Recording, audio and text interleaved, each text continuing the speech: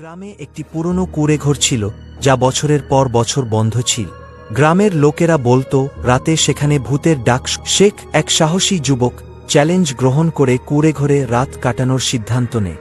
বন্ধুরা তাকে সতর্ক করলেও সে পাত্তা। রাতের বেলায় শেখ কুঁড়েঘরের দিকে এগোতে শুরু করে। তার পা যেন সজাগ, অথচ মনে ভয়। কুঁড়েঘরের দরজা খোলার পর ভিতরে ঘরের ভিতর অন্ধকার। হঠাৎ শেখের মনে হল কেউ তাকে পর্যবেক্ষণ করছে। সে ভয়ে অ্যাকশনে ওঠে।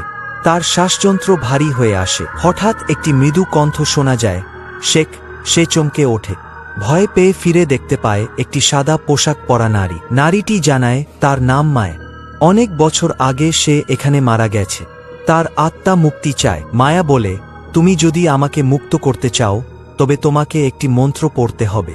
শেখ দ্বিধায় পড়ে যায়, কিন্তু তার সাহস ফিরে আসে। শেখ মন্ত্রটি উচ্চারণ করতে শুরু করে। মায়ার আত্মা ধীরে ধীরে আলোকিত হতে শুরু করে।